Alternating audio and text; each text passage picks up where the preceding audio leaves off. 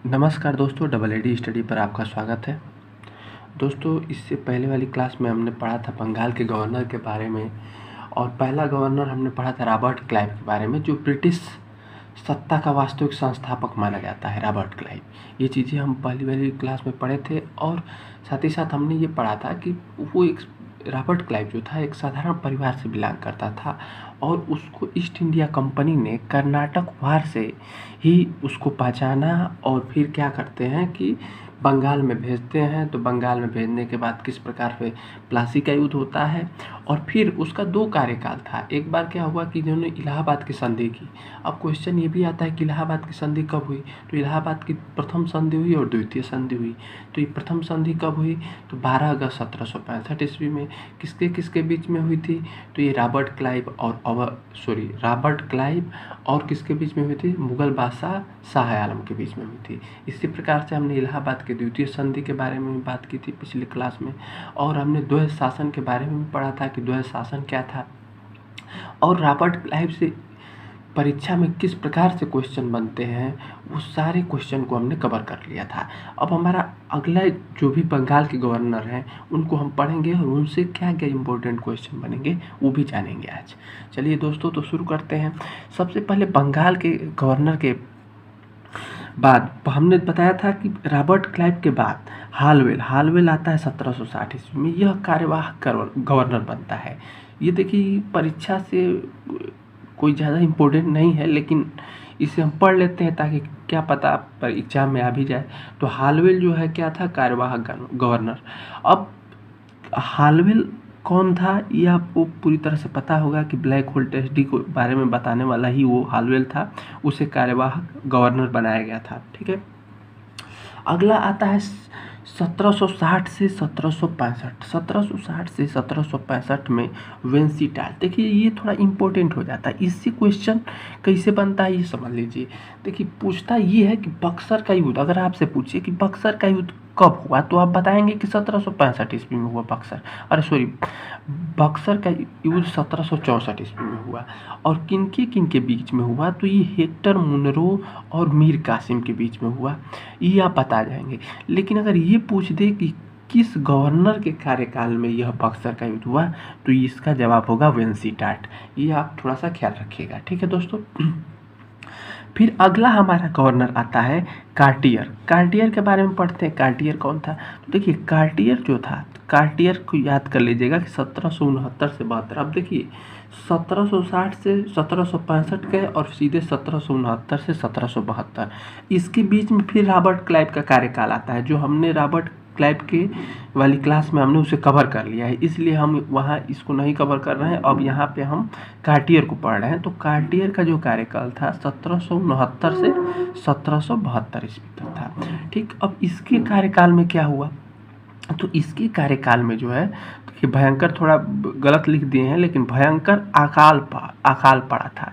अगर पूछ दे क्वेश्चन कि भयंकर अकाल किस गवर्नर के कार्यकाल में पड़ा था, तो आपको वहाँ पे ऑप्शन मिलेगा कार्टियर। तो आपको ऑप्शन क्लिक करना होगा कार्टियर। ख्याल कीजिएगा, कार्टियर से आप याद रख लीजिएगा कि उसके समय में क्या हुआ, भयंकर अकाल पड़ा। ठीक, अगर हालवेल के बारे में पूछे तो उसके किससे संबंधित है, तो बता दीजिएगा ब्लैक होल टेस्ट से संबंधित है। ठीक, अब अगला चलते हैं वारेन हेस्टिंग्स के बारे में।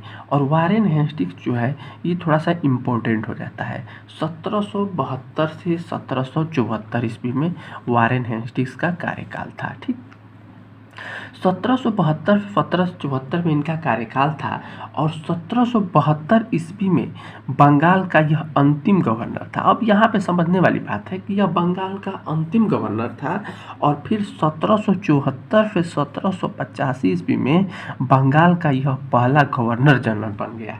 अब बातें समझ में आ रही होगी कि किस प्रकार से यह अंतिम गवर्नर था, और तो फिर गवर्नर जनरल बना। मतलब कि अंतिम गवर्नर का मतलब यह हुआ कि 1772 के बाद क्या हुआ, 1772 से जो गवर्नर का पद था उसे हटाकर अब गवर्नर जनरल में बदल दिया जाएगा। मतलब कि जो बंगाल का वहाँ गवर्नर होगा, अब वो गवर्नर नहीं, सीधे गवर्नर जनरल होगा। तो अगर क्वेश्चन पूछे कि बंगाल का अंतिम गवर्नर कौन था, तो कौन था? Warren Hastings. और पहला गवर्नर जनरल कौन था? तो वो भी वारेन हेस्टिंग्स। ठीक है, ये भी पढ़ेंगे कि ये बंगाल का जो गवर्नर जनरल बनाया गया इसका क्या कारण था, ये भी जानेंगे। अभी इसी वीडियो में हम जानेंगे कि क्या कारण था। तो देखिए, सबसे पहले एक छोटा सा हम आपको टॉपिक बता देते हैं कि जो ईस्ट इंडिया कंपनी थी ना, उसकी 3 प्रेसिडेंसी थी। ठीक है, 3 प्रेसिडेंसी हुआ करती थी। तीनों प्रेसिडेंसी का नाम था, एक का नाम था मद्रास प्रेसिडेंसी, ठीक, और दूसरे का बॉम्बे, मद्रास, बॉम्बे, और तीसरे का नाम बंगाल। अब देखिए, तीनों प्रेसिडेंसी में गवर्नर होते थे। समझिएगा इस बात को कि तीनों प्रेसिडेंसी में क्या होते थे? गवर्नर होते थे। तो मद्रास में भी एक गवर्नर बैठेगा, ठीक, बॉम्बे में भी एक गवर्नर बैठेगा, बंगाल में भी गवर्नर बैठेगा। ये तीनों प्रेसिडेंसी के क्या होते थे? गवर्नर होते थे। लेकिन अब क्या हुआ कि चूंकि देखिए, सबसे ज़्यादा जो रिवेन्यू हमें मिलता था वो बंगाल से मिलता था, और रिवेन्यू की स्टार्ट भी कहाँ से हुई? बंगाल से हुई। तो क्या हुआ कि बंगाल को एक अहम दर्जा देने के लिए, मतलब एक विशेष दर्जा देने के लिए, वहाँ के गवर्नर को, बंगाल को नहीं, बंगाल के गवर्नर को विशेष दर्जा देने के लिए क्या किया गया कि उसे गवर्नर जनरल बना दिया गया। समझ में आ रही होगी बात? तो मतलब कि उसको, इसका पद जो है इन दोनों के पद से बड़ा कर दिया गया। बस यही बात आपको ख्याल करनी है। तो उम्मीद है कि ये चीज़ें आपको समझ में आ रही होगी कि किस प्रकार से बंगाल के गवर्नर को गवर्नर जनरल बनाया गया। ठीक है दोस्तों, हम जान लेंगे कि 1773 का रेगुलेटिंग एक्ट क्या था। ठीक है दोस्तों, तो रेगुलेटिंग एक्ट के बारे में हम जानते हैं। रेगुलेटिंग एक्ट क्यों यहाँ पढ़ रहे हैं? देखिए, जो गवर्नर से गवर्नर जनरल बनाया गया वो रेगुलेटिंग एक्ट के जरिए ही बनाया गया। ठीक है, अब रेगुलेटिंग एक्ट क्यों आया? देखिए, रेगुलेटिंग एक्ट कई चीज़ों पर नियंत्रण करने के लिए है। एक तो नियंत्रण यह करेगा कि जो बंगाल का गवर्नर है उसकी शक्तियों को थोड़ा कम करेगा। जो गवर्नर जनरल वहाँ पे है उसकी शक्तियों को कम करेगा, क्योंकि उससे क्या होता था कि जो बंगाल का गवर्नर जनरल वहाँ पे होता था वो अपने शक्तियों का दुरुपयोग करता था। तो थोड़ा सा उसकी शक्तियों को कम करने के लिए रेगुलेटिंग एक्ट को लाया गया। और इस तरह से एक और इसमें कंपनी को, शासन को विश्वास बढ़ाने के लिए भी रेगुलेटिंग एक्ट लाया गया था। तो चलिए पढ़ते हैं रेगुलेटिंग एक्ट क्या था। 60 में पढ़ेंगे, हालांकि पॉलिटी में पढ़ाया जाएगा कि 1773 का रेगुलेटिंग एक्ट क्या था।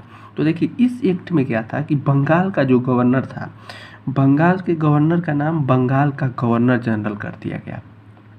अगर क्वेश्चन आए कि बंगाल का पहला गवर्नर कौन था, तो बंगाल का पहला गवर्नर था वारेन हेस्टिंग्स। और अंतिम गवर्नर, बंगाल का अंतिम गवर्नर कौन था? तो वारेन हेस्टिंग्स। और बंगाल का पहला गवर्नर जनरल पूछते तो वो भी होगा वारेन हेस्टिंग्स। समझ में आ गया? तो 1773 के रेगुलेटिंग एक्ट के द्वारा ही बंगाल के गवर्नर का नाम बंगाल का गवर्नर जनरल कर दिया गया। अब ये बात आपको समझ में आ रही होगी। अब देखते हैं कि जो कंपनी का ये शासन जो था ना, रेगुलेटिंग एक्ट के द्वारा कंपनी के शासन को 20 वर्ष तक बढ़ा दिया गया। रेगुलेटिंग एक्ट के द्वारा क्या किया गया कि कंपनी के शासन को 20 वर्ष तक बढ़ा दिया जाता है। ये चीज़ आपको समझ में आ रही है? 1773 के रेगुलेटिंग एक्ट के तहत ही 1773 के रेगुलेटिंग एक्ट के तहत ही सुप्रीम कोर्ट की स्थापना की गई। ये थोड़ा मोस्ट इम्पोर्टेंट क्वेश्चन बन जाता है कि पूछ देता है कि किस एक्ट के तहत सुप्रीम कोर्ट की स्थापना की गई, तो उसको आपको बताना होगा कि रेगुलेटिंग एक्ट के तहत सुप्रीम कोर्ट की स्थापना की गई। और इसमें कितने सदस्य थे? तो इसमें सदस्य की संख्या थी 4। और पूछ दे कि अगर मुख्य न्यायाधीश कौन था उस समय, तो मुख्य न्यायाधीश बनाया गया था इलिजाह इम्पे। याद रखिएगा, इलिजाह इम्पे। किसको बनाया गया था? इलिजाह इम्पे। तो अगर पूछे कि 1773 के रेगुलेटिंग एक्ट के तहत सुप्रीम कोर्ट की स्थापना की गई, उसके मुख्य न्यायाधीश कौन थे? तो वो इलिजाह इम्पे थे। ठीक है, अगला है कि बंगाल का जो, देखिए हम पहले ही बताया कि रेगुलेटिंग एक्ट इसलिए लाया गया कि बंगाल के गवर्नर जनरल की शक्तियों को कुछ कम करने के लिए। तो किस प्रकार से उसकी शक्ति को कम किया जाएगा, इसके बारे में हम समझ लेते हैं कि किस प्रकार से उसकी शक्ति कम की जाएगी। देखिए, बंगाल के गवर्नर जनरल की सहायता के लिए काउंसिल बनाई गई। काउंसिल का मतलब कि एक तरह से समझ लीजिए कि ये कंट्रोल करेगी। यह काउंसिल नाम का है, लेकिन यह मूल रूप से बंगाल के गवर्नर जनरल को क्या करेगी, कंट्रोल करेगी। अब ये काउंसिल बनाई गई तो उसमें सदस्यों की संख्या रखी गई 5। समझिएगा बात, सदस्यों की संख्या कितनी रखी गई, 5 की। इसमें सदस्य जो होंगे 5 सदस्य होंगे, 5 मेंबर होंगे, ठीक। अब बंगाल में कोई भी अगर डिसीजन लेना होगा तो उसमें 3 लोगों के हस्ताक्षर होने जरूरी है, ठीक है, समझिएगा। 3 लोगों के क्या होने जरूरी है, हस्ताक्षर।